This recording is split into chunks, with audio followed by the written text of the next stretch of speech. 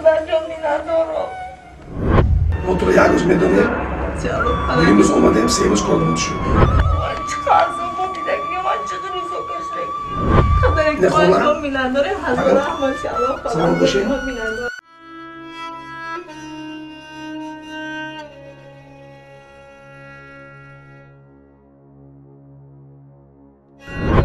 خداوند در جنت فردوس همه ما در اونجا خونه نصیب کنه. آمین. الله اکبر.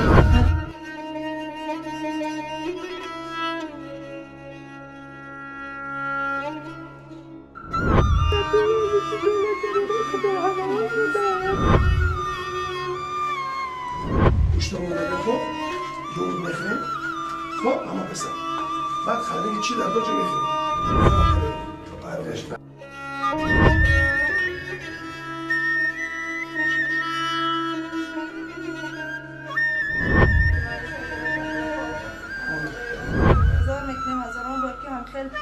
پدر میلاد داریم و همه خیلی رئیس شهری غمخوار داریم که ما را به صاحب نمیمونن دستگیری میکنن و صاحب کار محمود مرادوف میرسونیم که چقدر سهم خود را برای ما مایبا دلیل نمیدونم. خداوند مهربان عمر درازی پربرکت بینن. فاطمه مردانова معیوب گروه یکم بوده سالیان زیادی در زندگی عذاب کشیده است. او از مادر سالم به دنیا آمده بود ولی در نتیجه یک عملیات جراحی از پای رمان مانده معیوب گشت.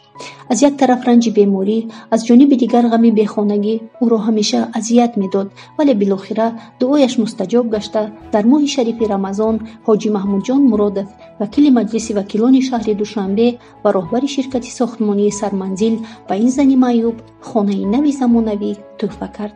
وقتی از خداوند طلب میکنی بسیار آرزو میکنم نباید میستم دیگه بعد گیری صدقه نبود از کم کنی بوده شد. ما تو رو یک روز میدونیم دویمروز اومدیم سه‌روز کارمون شد.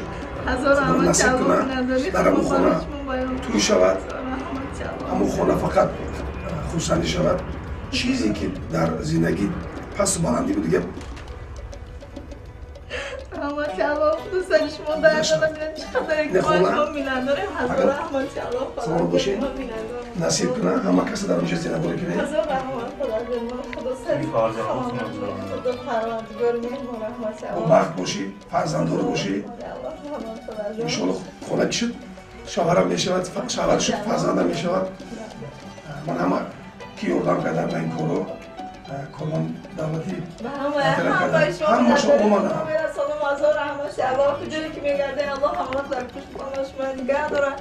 چقدر که من شما میلاد دارم پدر مهربان در کجایی که قدم میمونه خداوند در امانش نگه داره تو نه این خیرات میکرده بیتون در نامه امالتا نوشته کنم پروردگاره که برای من کرده هزار نصیب شما گرده خدا اصلا در یک ذره در یک اوله شما در یک شما غمی نبیه خدا همه وقت خورسندی باشه و کجایی که میگرده خدا عمر درازی پربرکت نصیب تان گردونه پدرجان من خدا چی گفتن من نمیدونم باور کنیم من خبری که منزلی که محمود جان مرادوف به فاطمه مردانова تقدیم نموده است و پورگی تعمیر شده با قالین و پلاس، مبل و دیگر تکنیک و تجهیزات روزگار تامین است. فاطمه مردانова در حصار به دنیا آمده با سبب معیوبی در شرایط دیه زندگی کردن برایش دشوار بود. مادرش از عهده پرستاری او برآمده نمیتوانست. یگانه متکای فاطمه دختری خاله‌اش بود که او را در قطار فرزندان خودش نگاه و بین میکرد اما در خانه‌های اجاره و موقتی. اینک بعد سالهای زیادی عذاب بیخانگی با شرافت محمود جان مرادوف این زن معیوب صاحب منزل شخصی خود گشت و میتواند من بعد در خانه خودش بی‌ملال عمر به سر برد. در منزل نوی فاطمه تمام شرایط‌های زندگی فراهم آورده شدند. با دیدن این خانه قشنگ و زیبا در چشمان این زن رنج کشیده قطره‌های اشک پیدا شدند ولی این اشک‌ها اشکی شادی هستند. فاطمه مردان و حسن زاده نایه ایسار نه دخترک گروه معیوب یکم. ما عذابایی که من کشیدم چقدر روزایی که من دیدم چقدر که غم‌هایی که من کشیدم که من شکرگزاری میکنم به همش که من در این وطن آباد و آزاد زندگی دارم. از سن 15 سالگی همه خیلی عذابای دیدم، چه خیلی که من به خانگی، چه خیلی که دیه برای من دشوار بود، چقدر که من عذاب میکشیدم.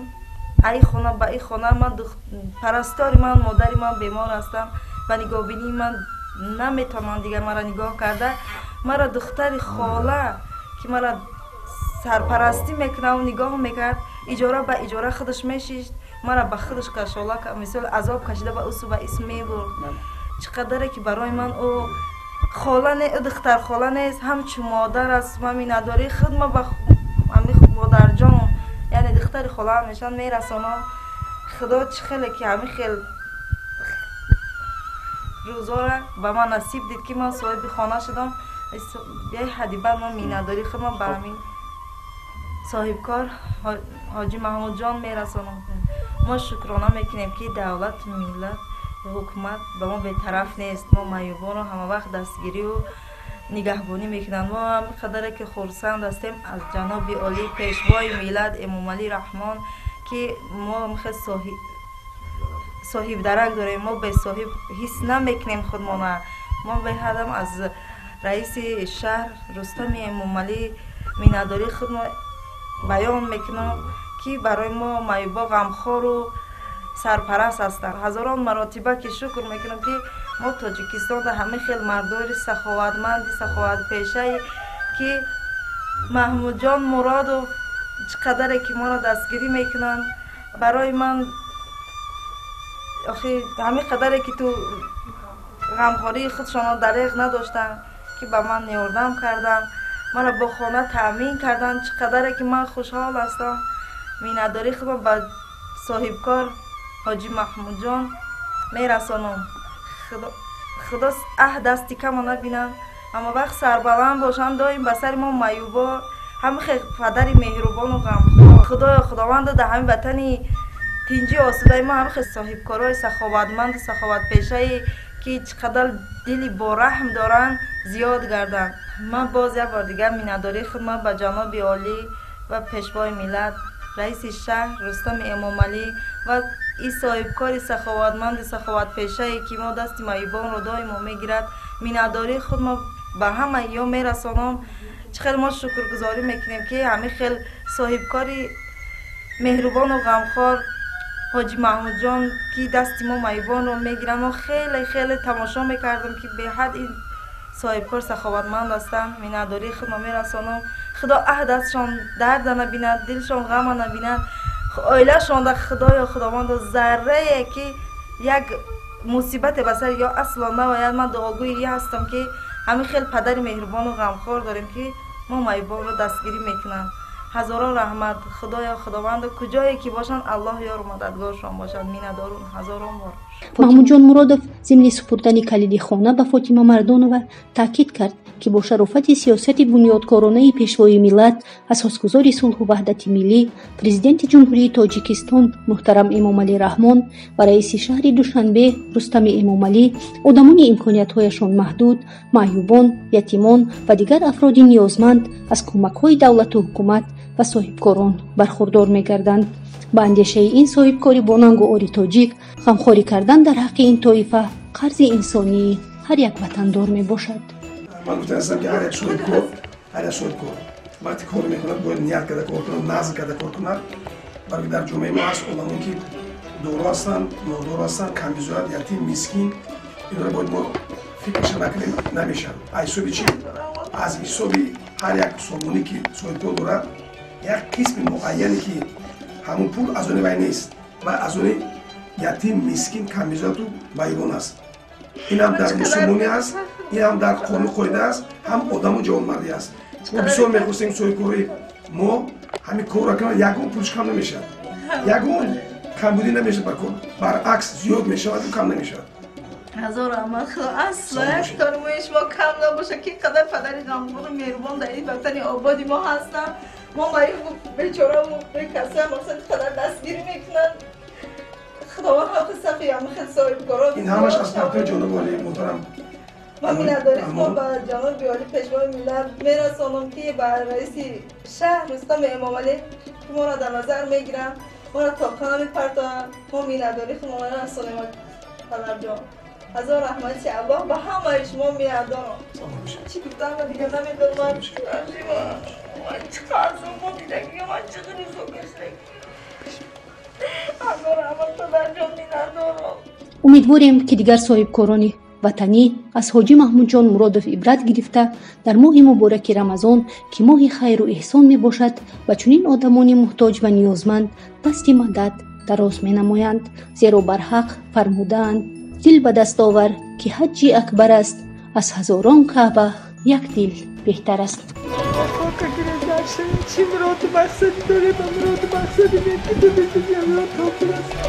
مراد مقصدی که داره و مراد مقصد هم برسن. خداوند سبی همه خیلی مردهای خیلی خوب و تندرست زیاد شود که دستی همین سقرق بای مرا گرفتن، همین دختره که مایوبی مرا دست گرفتن.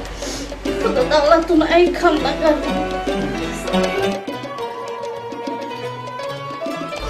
یه خوشنده است اشکی بهتره شما را خدا خواهد اکنون از اجوره بروین بیاین انجام بدید اوینه شوین. یک مادر پیش شوین دیگه همین خیلی برای چی خونه خالی و هیچی نیست، خانه پر باشه با تفلون با کودکو با همه برای ما کاک پروردگار چی موضوع مسئله نگوره جامعه عمل بشه. کاک پروردگار رو در همین خاندان فقط خنده تفلون باشه. پروردگار رو در این خانه فقط آوازی قرآن باید.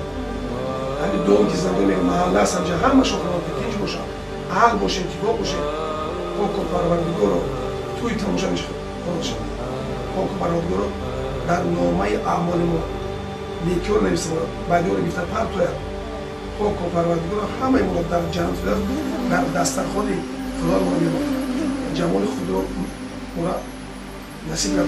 صلی الله علیه خیر خلقه محمد و علی آله و اصحابه و ازواجه و ذریته اجمعین برحمته.